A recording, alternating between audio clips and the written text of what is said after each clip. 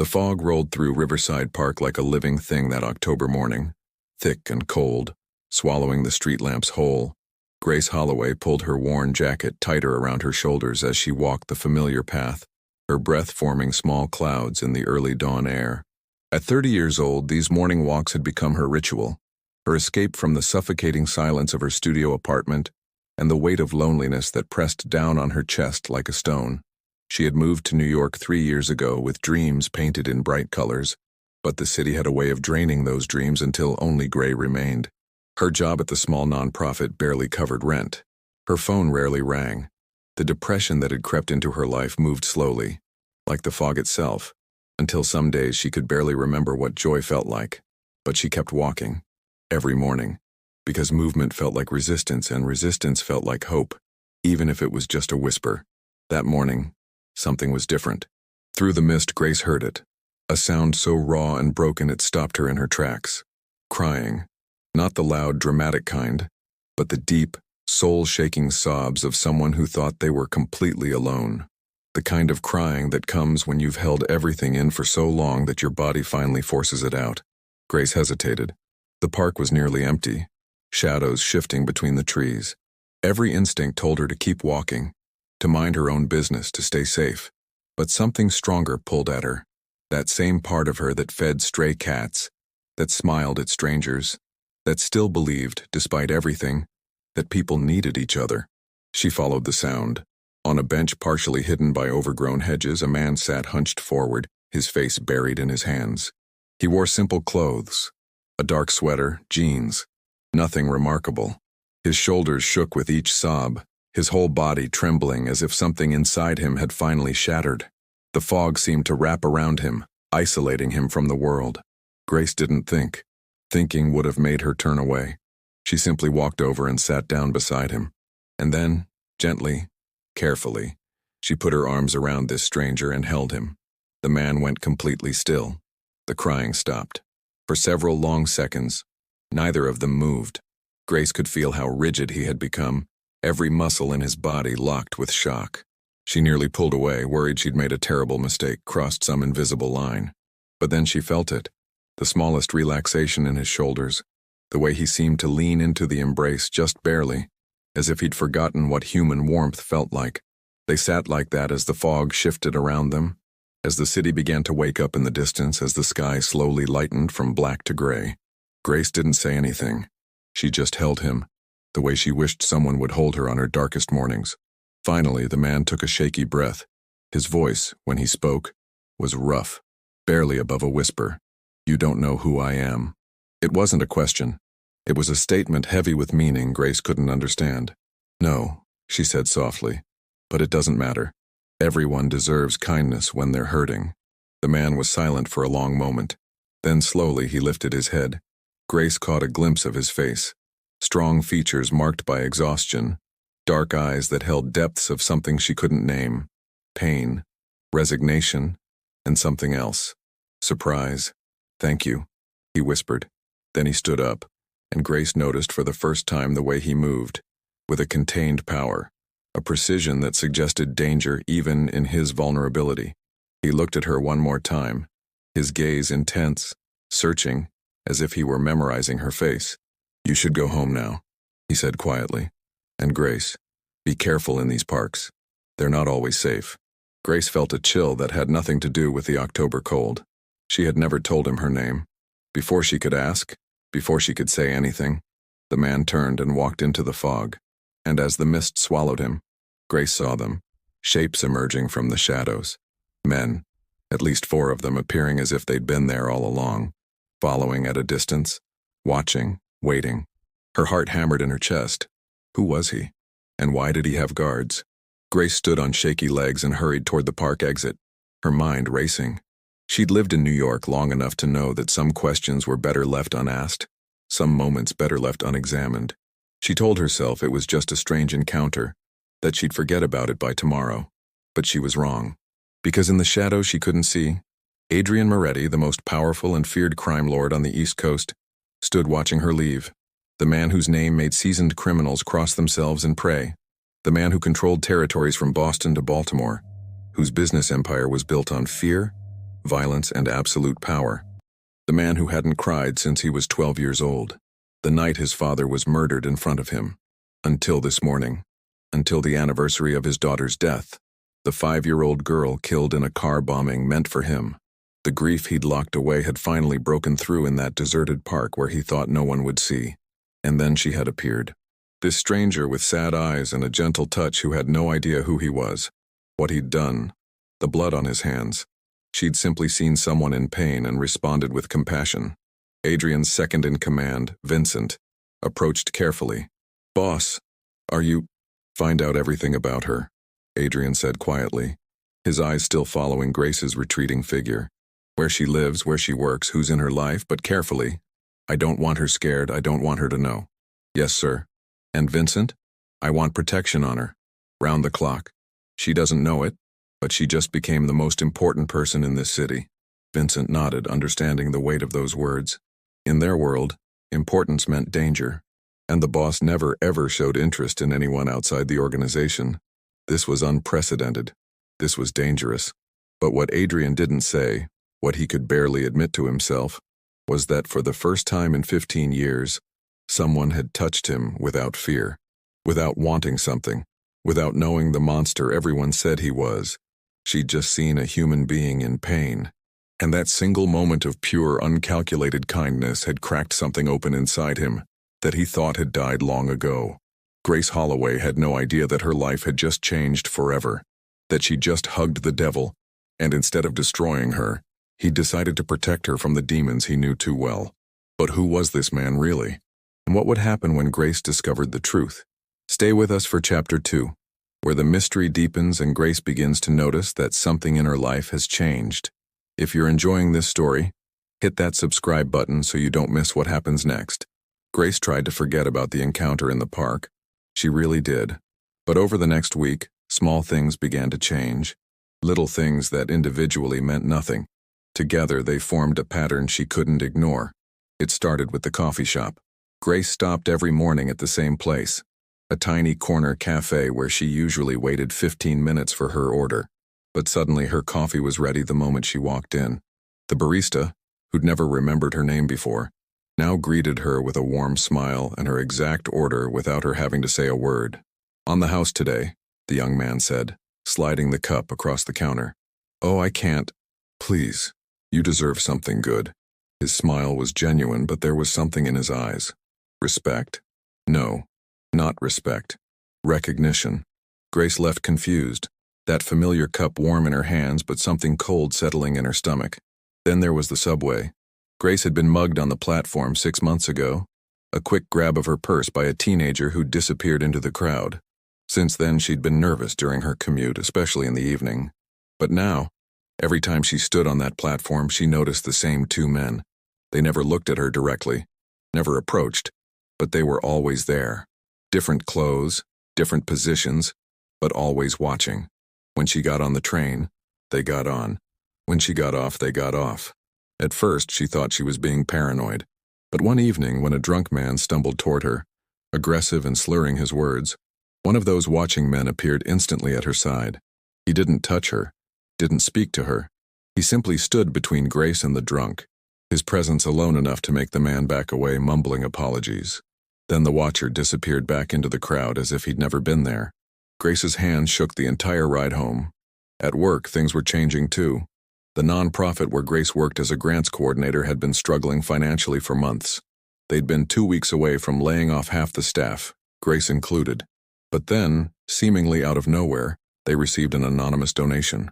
$50,000 wired from an untraceable account. Enough to keep them running for 6 more months. Her boss, Diane, had been ecstatic, but Grace noticed the confusion in her eyes.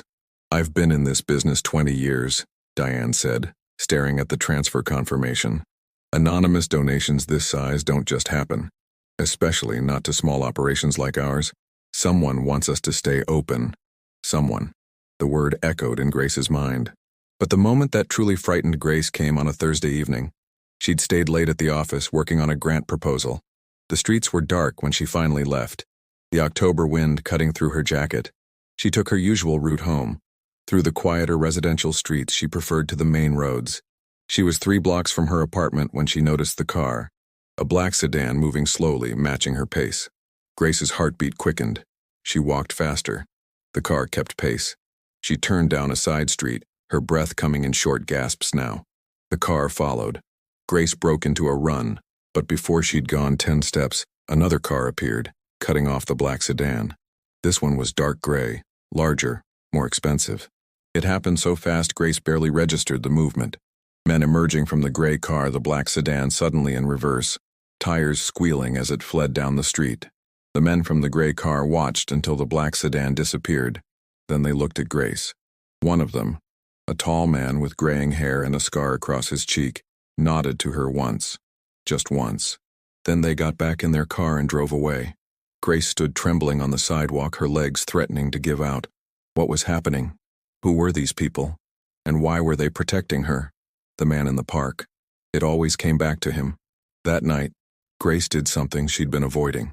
She went online and searched. She didn't have a name, but she had a description and a location. It took hours, scrolling through articles and forums, piecing together rumors and half-truths.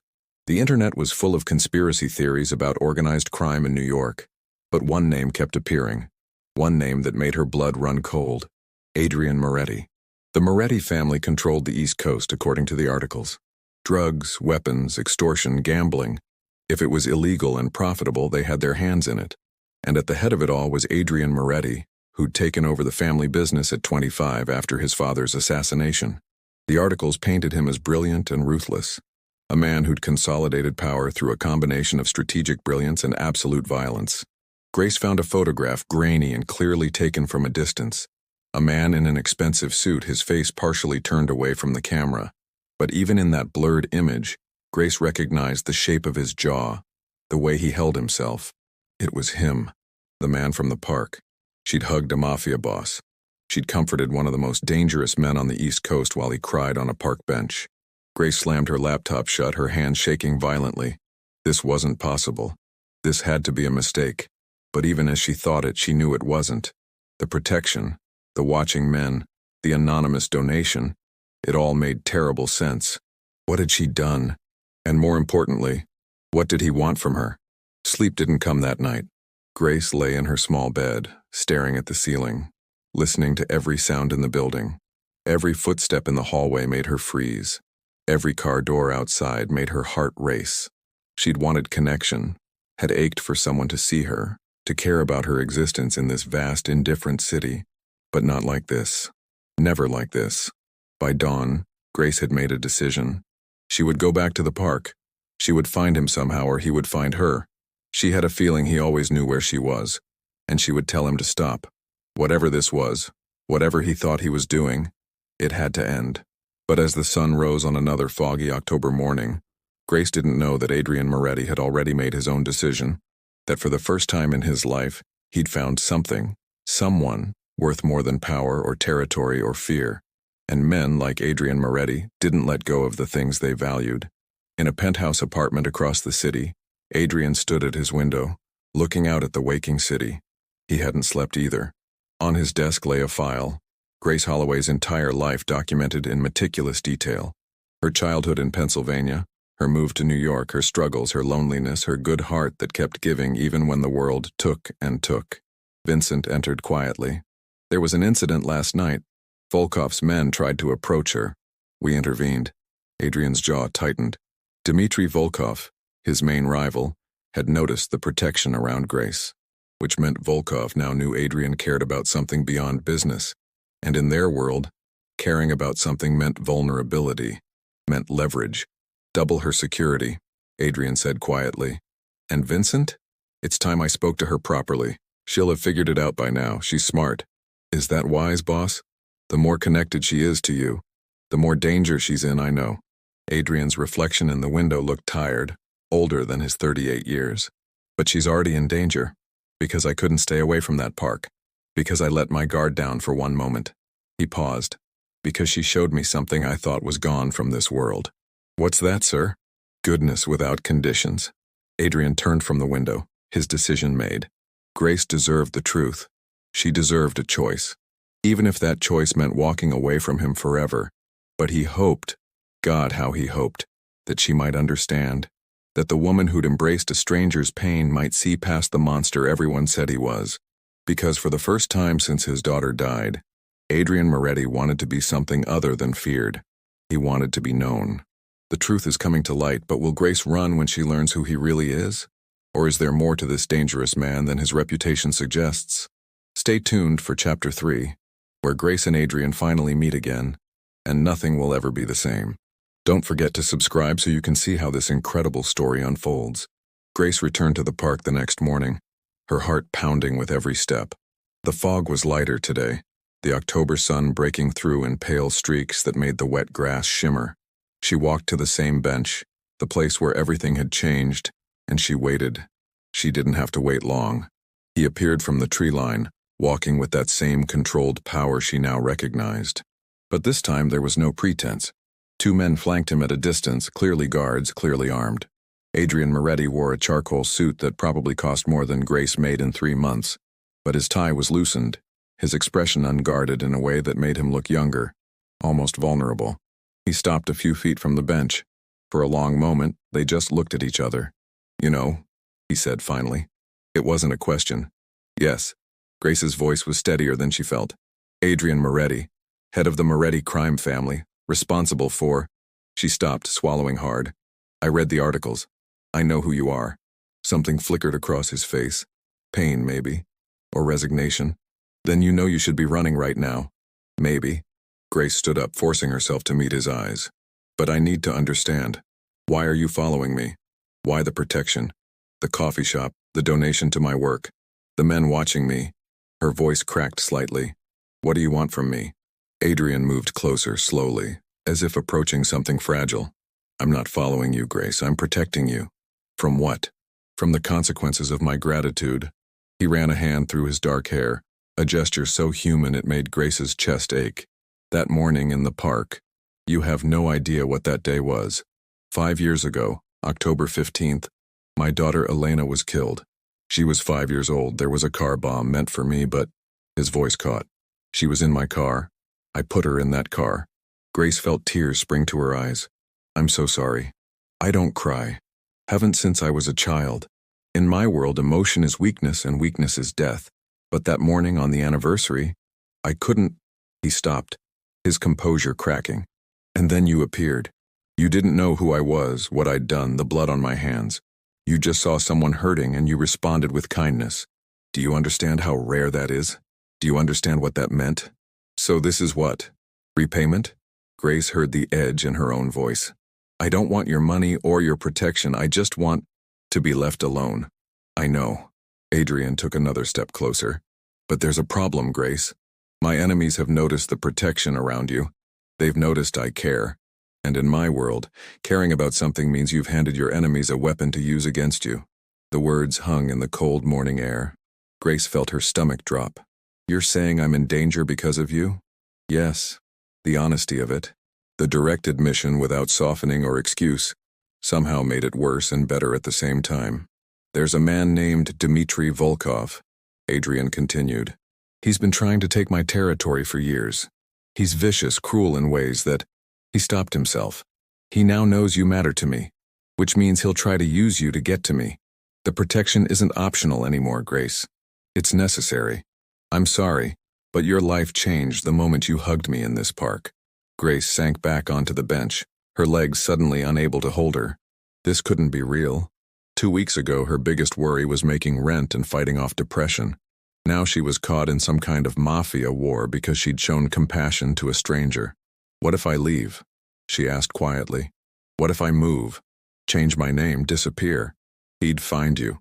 These people have resources that—" Adrian sat down beside her, careful to leave space between them.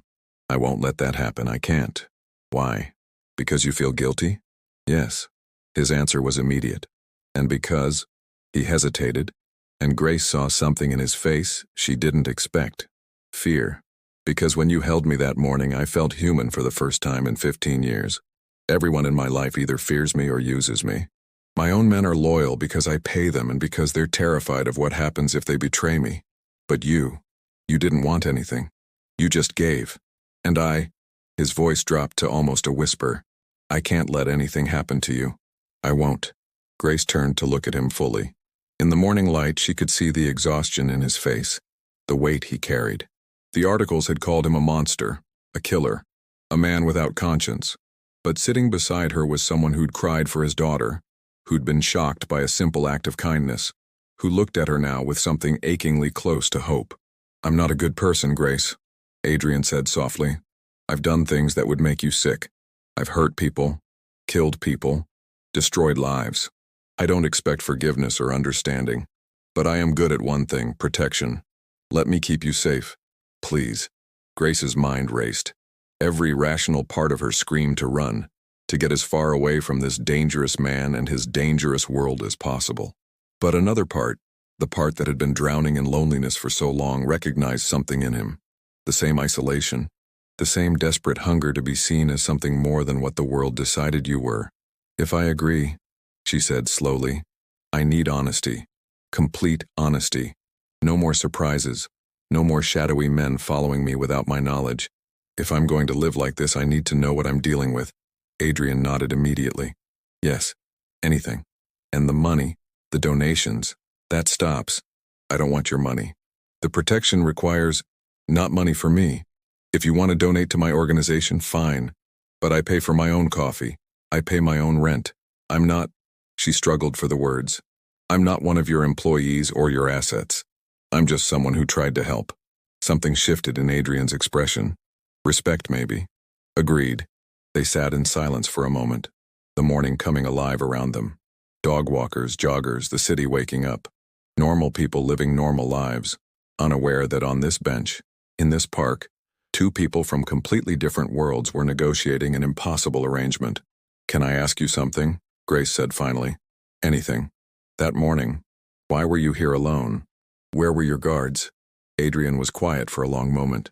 I told them to give me space. It was stupid, reckless, but I needed... He stopped. Have you ever needed to fall apart without witnesses? Yes, Grace whispered. Yes, I have. Their eyes met. And in that moment, Grace saw past the reputation, past the fear, past the violence. She saw someone who understood the weight of carrying pain alone. Someone who'd built walls so high and thick that one moment of genuine human connection had cracked them wide open. I'm scared, she admitted. You should be. This world is... Adrian stopped, his jaw tightening. But I promise you, Grace, as long as I'm breathing, nothing will touch you. You have my word. In Adrian Moretti's world, his word was absolute. Men lived and died on his promises. Grace might not have known the full weight of what he was offering, but she felt the truth of it in his voice. Okay, she said finally, but I have one more condition. Name it. If I'm going to be stuck in this situation, if I'm going to have guards and danger in all of this, then I want to actually know you. Not the boss, not the reputation. You. The person who cried for his daughter. The person who remembers what it's like to be human. Adrian looked stunned, as if she'd asked for something far more valuable than safety or money. Why would you want that? Grace managed a small smile, sad but genuine. Because I think we're both lonely, Adrian. And maybe we don't have to be. Not completely. For the first time since she'd met him, Adrian Moretti smiled. It was small, barely there, rusty from disuse. But it was real. I'd like that, he said quietly. I'd like that very much. As they sat together on that bench, watched over by hidden guards and morning fog, neither of them knew that Dmitry Volkov had already made his move, that the danger Grace had accepted was closer and more deadly than either of them imagined. But for one moment in the pale October sunlight, they were just two people who'd found something unexpected in each other. Understanding, recognition, the possibility that even in the darkest places, human connection could still take root and grow. Grace just hoped they'd both survive long enough to see what it might become. An unlikely bond is forming, but danger is closing in. Will Adrian's protection be enough? And what happens when Grace sees the true extent of his world? Find out in the final chapter, where everything comes to a head in ways neither of them expected. Make sure you're subscribed so you don't miss the stunning conclusion to this story. The next 2 weeks passed in a strange new rhythm. Grace continued her life. Work, morning walks, evening reading. But now with the constant awareness of the invisible web of protection around her. She learned to recognize her guards, learned their shifts and their faces, Marcus, the tall man with the scar, usually took mornings. James and Roberto covered afternoons. At night, it was always Vincent, Adrian's second-in-command, who personally oversaw her safety. True to his word, Adrian had been honest. He explained how his organization worked, not in graphic detail, but enough for Grace to understand the scope of what he controlled. He told her about the legitimate businesses that served as fronts, the politicians and police who looked the other way, the delicate balance of power that kept the city's underworld from descending into open warfare. And he told her about Dmitry Volkov. He came from Russia 15 years ago with nothing, Adrian explained one afternoon. They'd started meeting regularly in the park, always in daylight, always with guards watching. Built his operation through pure brutality. He doesn't believe in rules or honor, even the twisted kind we pretend to follow. He just takes what he wants and destroys anything in his way. And he wants your territory. He wants me dead, Adrian corrected. The territory is just the prize. It's personal for him now. I killed his brother 3 years ago. He saw Grace's expression and shook his head. It wasn't murder, not exactly. His brother was trafficking children. Even in our world, there are lines. I gave him a choice, stop or die. He didn't stop. Grace had learned not to flinch at these revelations. This was Adrian's reality, and he'd promised her honesty. But she also saw the way his face hardened when he talked about certain things, the disgust in his voice when he mentioned Volkov's brother. Adrian might be a criminal, but he had boundaries. Dark, complicated boundaries, but they existed. Why are you telling me all this? Grace asked. Because you asked to know me. This is who I am, Grace. If you're going to... He hesitated. If we're going to be in each other's lives, you need to understand what that means. They'd grown closer, carefully, like two people learning to trust after years of isolation. Adrian told her about his daughter, about how Elena had loved butterflies and wanted to be a veterinarian, how she'd had his wife's smile and his mother's laugh, how the hole she'd left in his world had never closed, had only gotten better at hiding. Grace told him about her own losses, the parents who'd died when she was 19, the friends who'd drifted away, the dreams that had slowly died in the face of just surviving. She told him about the depression, about mornings when getting out of bed felt impossible, about the loneliness that had become so constant she'd almost stopped noticing it. But you kept walking, Adrian said one morning. You kept showing up. What else could I do? Give up? Most people would have. Grace smiled sadly. I came close. More times than I'd like to admit. They understood each other in a way that transcended their different worlds. Both had lost people. Both carried grief they couldn't share.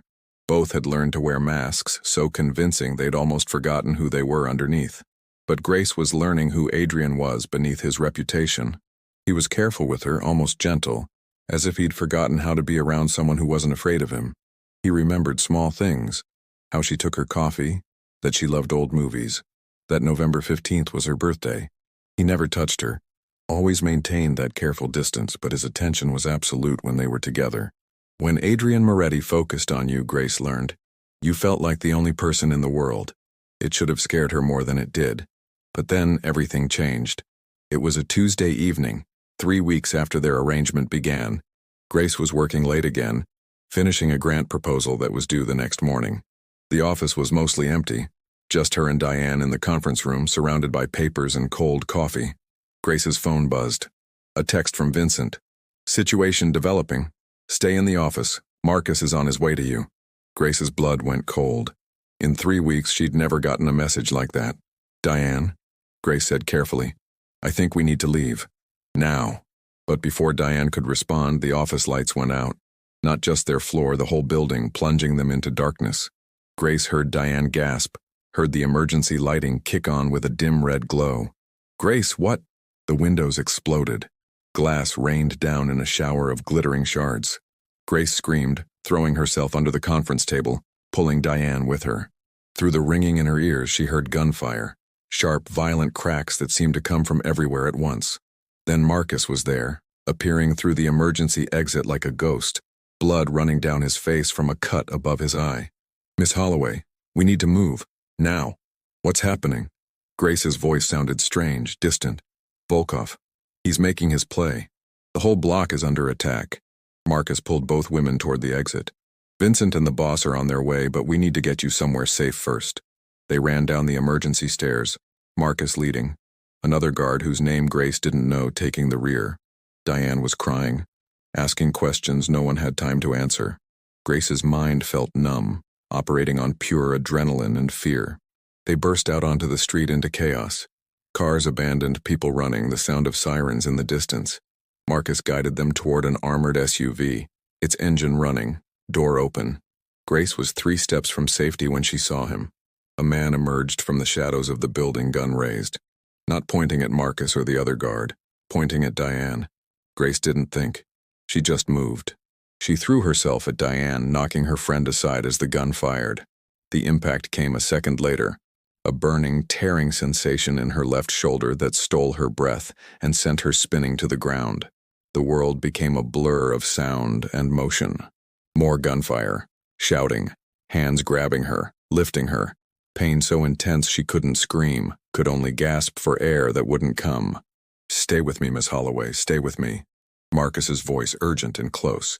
The SUV door slamming. Movement, speed. The city lights streaking past the windows. And pain, so much pain. But through it all, one clear thought. Diane was alive. Grace had saved her. Time became meaningless. Grace drifted in and out, aware of voices around her, of pressure on her shoulder, of someone telling her to hold on, just hold on. She tried to ask about Diane, tried to ask if everyone was okay, but the words wouldn't form. Then Adrian's voice, raw with something Grace had never heard before. Terror. "Grace, Grace, look at me. Stay awake, you have to stay awake." She managed to open her eyes. Adrian's face filled her vision, his hands covered in her blood. His expression shattered in a way that made him look like he had that morning in the park. Broken. Human. "You're okay," he said, but his voice shook. "You're going to be okay. We're almost there, just don't close your eyes." "Diane?" Grace managed to whisper. "She's fine. She's safe. You saved her." Adrian's hand touched her face, gentle despite the blood. "You beautiful, stupid, brave woman, you saved her." Grace tried to smile. "Not stupid. No, you're not. You're..." Adrian's voice cracked. "You're everything." The world faded to black. Grace woke up in a room she didn't recognize. Soft lighting, expensive furniture, medical equipment beeping steadily nearby. Her shoulder throbbed with a deep, grinding pain, but it was manageable. Distant. Adrian sat in a chair beside her bed, his head in his hands. He'd changed clothes, but there was still blood under his fingernails. Her blood. "Adrian," Grace said softly. His head snapped up, and the relief on his face was so profound it brought tears to Grace's eyes. "You're awake. Thank God you're awake." He moved to her side, careful not to jostle her. "How do you feel?" "Like I got shot." "You did. Clean through, missed the major vessels. You were lucky. So lucky." His hand found hers, gripping it like a lifeline. "The doctor says you'll make a full recovery, but Grace, you..." He stopped, his composure finally breaking. "You can't do that. You can't put yourself between bullets and other people. You could have died. But Diane didn't. I don't care about Diane." The words burst out of him raw and desperate. "I care about you. You're the one who..." He stopped, taking a shaking breath. "When I heard you'd been shot, when I saw you in that car, He pressed his forehead against their joined hands. "I thought I'd lost you. And I realized that in 3 weeks you've become more important to me than anything in my empire. More important than power, or territory, or survival. You made me remember what it feels like to want something other than revenge or control. You made me feel human again." Grace felt tears sliding down her cheeks. "Adrian, Volkov is dead," he said quietly, lifting his head. "What he did tonight, attacking civilians, going after you, it violated every rule we pretend to follow. The other families agreed. He's gone. His organization is scattered. It's over. Did you..." "Yes." Adrian met her eyes. "I killed him myself, for what he did to you. And I would do it again. I would burn this whole city down if it meant keeping you safe." The words should have terrified Grace. Instead, she saw them for what they were. A declaration from a man who'd spent 15 years feeling nothing but grief and rage, who'd found something worth protecting again, worth fighting for. "I'm not asking you to understand," Adrian continued. "I'm not asking for forgiveness for what I am or what I've done, but Grace, I'm begging, for the chance to keep you in my life. However you'll let me. Friend, guardian, anything. Because these past weeks with you have been the closest thing to peace I've felt since Elena died. Grace squeezed his hand, working through her thoughts. This man had killed for her, had torn apart his enemies for touching her. He lived in a world of violence and darkness that she could barely comprehend. But she'd also seen him cry for his daughter, seen him careful and gentle with her, seen him smile that rusty, unpracticed smile when she said something that surprised him. I don't want to leave your life, Grace said finally. I should. I know I should. But Adrian, these past weeks, I haven't felt alone. For the first time in years, I felt like someone sees me, really sees me. Not just the mask I show the world. I see you, Adrian said fiercely. Every beautiful, brave, impossible part of you. Then here's what I need, Grace said, her voice stronger now despite the pain. I need you to know that I don't want darkness. I don't want violence. If we're going to whatever this is, I need you to promise me that you'll keep trying to be the man who cried in that park. The man who remembers what it's like to be human. Can you do that? Adrian was silent for a long moment. Then he lifted her hand to his lips, pressing a kiss to her knuckles that was so gentle it broke her heart. For you, he said quietly. Yes, I'll try. It wasn't a fairy tale ending. Adrian Moretti was still the head of a crime family. Grace Holloway was still a woman struggling with depression and loneliness. Their worlds were still impossibly different, complicated, dangerous. But in that room, in that moment, two people who'd been drowning in isolation had found something unexpected. Not salvation. Neither of them could save the other. But companionship. Understanding. The knowledge that they weren't alone in the dark anymore. Grace would carry a scar from that bullet for the rest of her life. But she'd also carry the memory of Adrian's face when she woke up. Of the way he'd held her hand like she was something precious. Of the possibility that even the most broken people could find connection if they were brave enough to reach for it. 3 months later, Grace still walked through Riverside Park every morning. But now Adrian walked with her, their guards at a respectful distance. They talked about everything and nothing. Movies, books, memories, dreams. Slowly, carefully, they were building something neither of them had believed possible. One morning near the bench where everything had changed, Grace stopped. Do you regret it? She asked. That morning. If you'd known everything that would happen. No, Adrian said immediately. Never. You saved me that day, Grace. Long before you took that bullet.